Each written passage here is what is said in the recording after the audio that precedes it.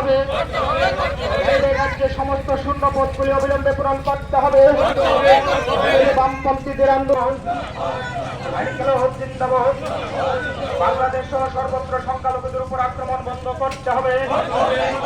বাংলাদেশ সহ সংখ্যালঘুদের উপর আক্রমণ বন্ধ করতে হবে। বাংলাদেশ সহ সর্বত্র সংখ্যালঘুদের উপর আক্রমণ বন্ধ করে আন্দোলন চলছে। বামপন্থীদের আন্দোলন চলছে। সংবাদপত্রে পৃথিবীর বিভিন্ন মিডিয়ায় গৌতম আদানির নাম জল করে উঠছে।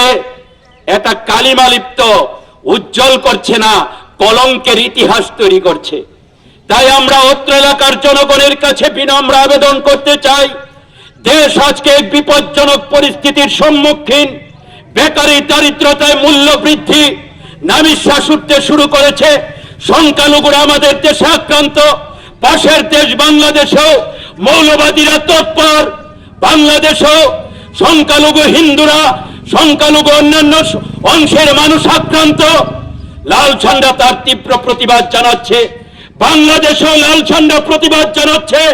বাংলাদেশের মাটিতে দাঁড়িয়ে ধর্মনিরপেক্ষতাকে ঊর্ধ্বে তুলে ধরে সংখ্যালঘুদের অধিকার, তাদের জীবনের নিরাপত্তা সুনিশ্চিত করতে বাংলাদেশেও লাল ঝান্ডা বামপন্থীরা কর্মসূচি নিচ্ছে, মিছিল, প্রতিবাদ, প্রতিরোধের ডাক দিয়েছে।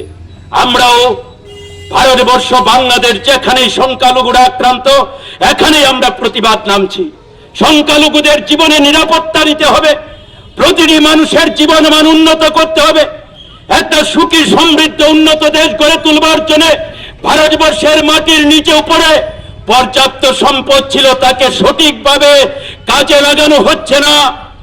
কিছু সম্পদশালী লোক মুনাফার পাহাড় তৈরি করছে, সম্পদের পাহাড় তৈরি করছে, দেশের সরকারকে, রাজ্য সরকারগুলিকে ব্যবহার করছে। এই ক্ষেত্রে ব্যতিক্রম দক্ষিণ ভারতের সেই রাজ্য কেরালা। এখানে ধনীদের জন্য, শিল্পপতিদের জন্য কাজ হয় না।